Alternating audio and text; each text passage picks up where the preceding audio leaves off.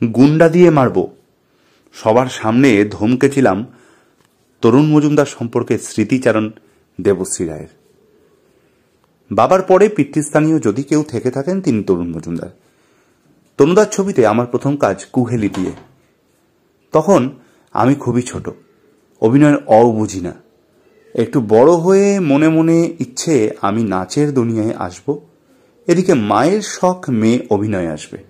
তাই মা তনুদাকে কুহেলির পরেই অনুরোধ জানিয়ে রেখেছিলেন তার পরের ছবিতে যেন আমায় অভিনয়ে সুযোগ দেন।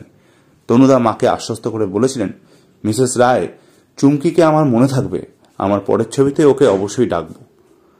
এর কিছু পরে তনুদা ঠিক করলেন হিন্দিতে বালিকা বধূ করবেন। ঠিক মনে রেখে আমায় ডেকে পাঠালেন। মায়ের সঙ্গে গেলাম ওদের টালিগঞ্জের বাড়ি সন্ধ্যানীরে। যাওয়া মাত্র সন্ধ্যাদি আদর করে তাড়াতাড়ি কাছে টেনে নিলেন, বললেন আমি সাজিয়ে দেব, তারপর যেভাবে দেখিয়ে দেব সেভাবে অভিনয় করবে, কেমন? আমি বাধ্য মেয়ের মতো ঘাড় নেড়েছিলাম। সন্ধ্যাদি কত যত্ন করে আমায় বেনারসি পরিয়ে চুল বেঁধে দিলেন, সংলাপও শিখিয়ে দিলেন। সেভাবে বললামও। তনুদা সব দেখে মাকে ডাকলেন, বললেন, মিসেস রায়, আমি যেরকম পাকা বাচ্চা চেয়েছিলাম চুমকি যে সে রকম পাকা নয়, ও এখনো খুবই সরল, মুখে চোখে সেই সারল্যের ছায়া। ওকে দিয়ে তো আমার হবে না, আমার পাকা বাচ্চা চাই। শুনে মায়ের মুখ তো একেবারে ম্লান। আমার তখন নিজের ওপরেই কি রাগ, কেন একটু পাকা হতে পারলাম না? তাহলে তো তনুদার ছবিতে সুযোগ পেয়ে যেতাম। তনুদা তখনও মাকে আশ্বাস দিচ্ছেন তিনি আরো ছবি করবেন, ঠিক ডাকবেন। এরপরে ডাক এলো দাদার কীর্তির জন্য। আমি ততদিনে আর কয়েকটি ছবিতে অভিনয় করে ফেলেছি। তনুদা আবারও লুক টেস্ট করালেন। এবারে উতরে গেলাম। ওর একটা বিশেষ ধরন ছিল, সমস্ত অভিনেতাদের একসঙ্গে বসিয়ে চিত্রনাট্য পড়তেন। সেসব মিটলে আবারও মাকে ডাকলেন তনুদা। এবার তার বক্তব্য, আপনার মেয়ে আগামী দিনে আরও ছবিতে নায়িকার ভূমিকায় অভিনয় করবে, সেখানে তো চুমকি নাম মানাবে না, ওর নাম বদলাতে হবে।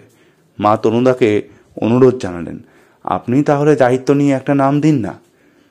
মৌসুমী দিয়েছেন, মহুয়ার দিয়েছেন, আমার মেয়ের নতুন নাম না হয় আপনি নিজেই দিন, আপনার হাতেই হোক। তনুদা সেই মতো রাজিও হয়ে গেলেন। জানালেন চিত্রনাট্যের খাতায় নতুন নাম লিখে পাঠিয়ে দেবেন। যথাসময়ে খাতা এলো। দেখি উপরে লেখা, দাদার কীর্তি, চিত্রনাট্য দেবশ্রী রায়। পরের পাতায় লেখা চরিত্র বাণী।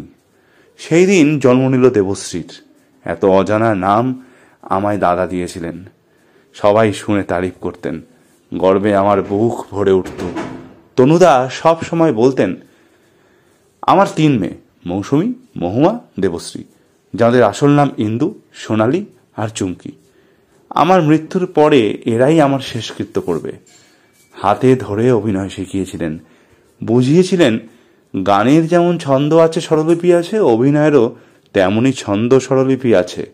ঠিক সময়ে তাকে ধরতে হয়, আবার ছাড়তে হয়। দরকারে অভিনয় করে দেখিয়ে দিতেন আমাদের। সহ পরিচালক কিন্তু এভাবে অভিনয় করে দেখাতে পারেন না। এটা পারতেন তরুণ মজুমদার আর তপন সিনহা। যেমন আদর করতেন তেমন বকুনিও দিতেন তনুদা। দাদার কীর্তির সেটে একটা স্কেল রেখে দিয়েছিলেন, একটু ভুল হলেই পিঠে পটাং পটাং করে রুলের ঘা। এভাবে পাখি পড়ানোর মতো করে অভিনয় শিখিয়েছেন। জীবন ভোর তার সুফল পেয়েছি। একটি দৃশ্যের আগে হঠাৎ আমার ঠোঁটের দিকে নজর গেল কিংবদন্তি পরিচালকের। সঙ্গে সঙ্গে চেঁচিয়ে উঠলেন, ঠোঁটে কি মেখেছিস রে চুমকি? আমি তো ভয়ের চোটে বলেছি, কিছু মাখিনি। এদিকে তো জানি কি করেছি, মুম্বাইয়ের অভিনেত্রীদের দেখে ওই লিপ গ্লস লাগিয়ে ফেলেছি একটু, ঠোঁট চকচক করছে। ঠিক নজরে পড়েছে তনুদার। সঙ্গে সঙ্গে রূপটান শিল্পীকে ডেকে ঠোঁট মুছে দিতে বললেন, আর আমায় শেখালেন সিঁদুরের টিপ পড়লে ক্যামেরায় মুখ স্নিগ্ধ দেখতে লাগে, ভেলভেটের বিন্দি পড়লে একদম বদলে যায় মুখ। ঠিক সেভাবেই ওই লিপ গ্লস ক্যামেরা দেখতে ভালো লাগে না। তাই আর কোনোদিন যেন অভিনয়ের সময় ওই লিপ গ্লস না লাগাই। অন্যান্য সময়ে দাদার ক্যামেরা সামলাতেন সৌমেন্দু হালদার, কিন্তু গানের দৃশ্যে কিছুতেই কাউকে ক্যামেরা ছাড়তেন না তিনি, পুরোটা নিজে সামলাতেন। তরুণ মজুমদারের গানের দৃশ্য তাই এক কাব্যিক হয়ে উঠত। এই প্রসঙ্গে একটা ঘটনা বলি। ভালোবাসা ছবির একটি গুরুত্বপূর্ণ দৃশ্য নেওয়া হচ্ছে। আমার তখন জ্বর। পর্দায় সন্তু সুমিত্রা মুখোপাধ্যায়ের বাড়ি সরস্বতী পুজোয় ওই অবস্থাতেই আমায় পাঁজা গলা করে নিয়ে আসা হয়। আমি এসে বসবো, তাপস পাল গাইবেন হার মানাহার পড়াবো তোমার গলে। গানের আগে সেদিনের মতো দৃশ্যগ্রহণ শেষ। তনুদা পই পই করে বললেন, দেবশ্রী, আজ বাড়ি গিয়ে কারোর সঙ্গে কোনো কথা বলবে না, কোনো গান বা সিনেমাও দেখবে না, খেয়ে ঘুমিয়ে পড়বে। যেখানে আজ শেষ করলে ঠিক সেখান থেকে আগামীকাল শুরু করতে হবে। আমি কথা শুনেছিলাম, সেই আমি কিন্তু পুরো বিগড়ে গিয়েছিলাম প্রথম ছবি কুহেলির সেটে।